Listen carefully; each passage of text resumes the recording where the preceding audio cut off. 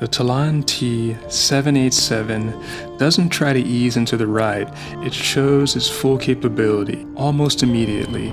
This is not a bike that builds slowly, it delivers power early and expects the rider to adapt, and that's where the experience begins. At the center of this bike is a dual motor system, and that system changes everything. It's about how the power feels. Acceleration doesn't gradually build, it builds with intent. At first, that can feel unfamiliar. There's more response than expected, more force than anticipated, and it takes a moment to settle into that rhythm. When in dual motor mode, that learning curve is real. Dual motor setups don't behave like traditional single motor bikes. Small inputs can create larger reactions. So early on, control becomes the focus. Not speed, not range, but control. On gravel, that control matters even more. But more on that later. Alright, let's get this thing unboxed. Unboxing the bike is straightforward, and all necessary tools for assembly are included. First, I removed the packaging straps and opened the box by carefully removing the tape and pulling the box free of the staples. Then I laid the box down, I slid the e-bike out carefully, stand the e-bike up and remove all zip ties and protective foam, revealing the sleek design of the Talon T787 dual motor e-bike. Install the handlebars by loosening the bolts on the bike stem, centering the handlebars and rotating them to align with your preferred riding position before tightening the bolts securely. For the front wheel, loosen the bolts of the protective bar on the front fork. Add the front wheel and tighten the bolts to ensure they are secure. And don't forget to wire up the front wheel. The pedals are clearly marked for the left and right sides, matching the pedal stems. Screw in the pedals and use a wrench to further tighten them easily. Install the front headlamp by loosening the bolts on the fork brace, attaching the headlamp, and then adjusting its orientation to face forward. Alright, let's take this thing for a ride. As you set out and hit the gravel, you will immediately notice that loose surfaces demand balance.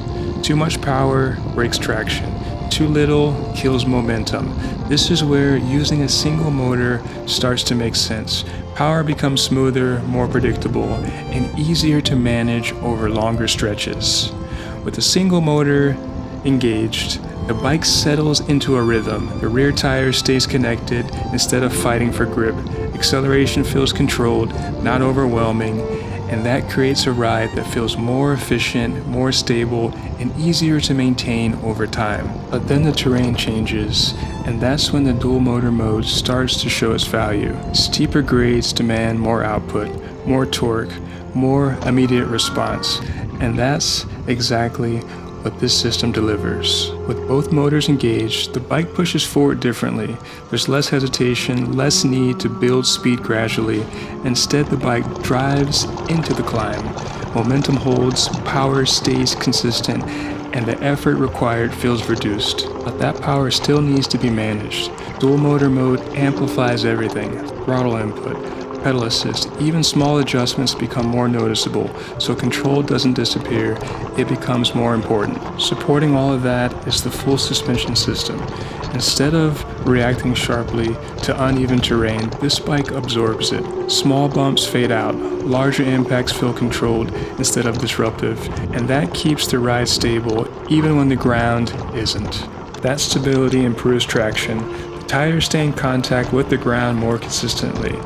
And that means power is actually transferred instead of wasted, especially when climbing, especially when accelerating. Braking follows that same pattern. Hydraulic disc brakes deliver smooth, consistent stopping power. No sudden grab, no harsh transitions, just controlled deceleration that matches the pace of the ride. The tires add another layer of control. Wider contact with the ground means better grip across multiple surfaces. But grip alone isn't enough. It's how that grip works with power that defines the experience. And this is where the T787 starts to come together. Power, traction, suspension, all working in sync. Not overpowering the ride, not limiting it either, just balanced. The weight of the bike adds to that balance. This is not a lightweight build, but that mass keeps the bike planted at speed. On uneven ground, under heavy acceleration, it stays stable. Okay, then there's the battery setup. Dual batteries extend how long the bike can stay out. Less focus on range, more focus on the ride itself, and that changes how the bike is used. There are adjustments to make. The dual motor system takes time to understand. It's not immediate, but it doesn't take that long either. And once it clicks, everything becomes more predictable. Alright, let's talk specs. The Talon T787 is defined just as much by its numbers as it is how it rides, because every major component on this bike leans towards one goal: higher output and more control under load. And that starts with the motors. This bike uses a dual motor system rated around 750 watts per motor, with peak output pushing significantly higher. So in total, that's roughly 1500 watts of sustained power, with peaks climbing well beyond that. In the real world, a typical single motor e-bike sits around 500 to 750 watts. This setup is delivering nearly 2 to 3 times that baseline. What that means on the ground is acceleration that doesn't wait. From a complete stop, the bike doesn't slowly build speed.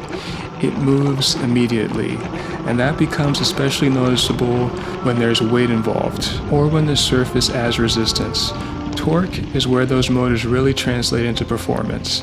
This system pushes into the range of around 160 to 180 Newton meters of torque. To put that into perspective, most commuter-style e-bikes sit somewhere between 40 to 80 Newton meters. So this is operating at roughly double or even triple that output. What that feels like in practice is the ability to move forward without needing momentum first. Starting on an incline that doesn't require a run-up, the bike applies force immediately and keeps applying it without fading. Power only matters if it can be sustained, and that's where the battery system comes in. The T787 uses a dual battery setup in the range of 48 volts and 15.6 amp hours per battery. That puts total capacity at around 1500 watt hours combined. In real world riding, a standard single battery e-bike usually carries around 500 to 750 watt hours. This system is operating at nearly 2 to 3 times that capacity. Range will always vary, but with a system this large, the difference comes down to usage. Running dual motors constantly draws more power. Switching to a single motor extends efficiency. In practical terms, that means shorter rides can feel unlimited, and longer rides become manageable without needing to conserve aggressively. This system gives flexibility instead of forcing compromise. Top speed sits in the range of 20 to 28 miles per hour, depending on conditions and configuration, but top speed alone isn't what defines the ride. What matters more is how quickly that speed is reached. With this level of power, acceleration happens fast, not gradually, but in a way that closes the gap between low speed and cruising speed quickly. This bike weighs in at roughly 112 pounds. That is significantly heavier than most standard e-bikes, but that weight serves a purpose. At higher speeds or under heavy acceleration, the bike feels anchored. It doesn't shift unexpectedly, it doesn't feel light or unstable. Instead, it stays planted, and that stability becomes more noticeable as speeds increase. The bike frame is rated to handle around 330 pounds. That higher load capacity means the bike maintains its structure under additional weight. Acceleration stays consistent, handling remains stable, and braking performance doesn't feel compromised. Stopping power comes from hydraulic disc brakes. These provide stronger and more consistent braking compared with mechanical systems. In real-world riding, that translates into smoother control when slowing down, especially from higher speeds. Instead of abrupt stops, the braking feels progressive and easier to manage. When all these numbers start working together, the result becomes clear. Power supports movement, suspension supports control, weight supports stability, and battery capacity supports endurance.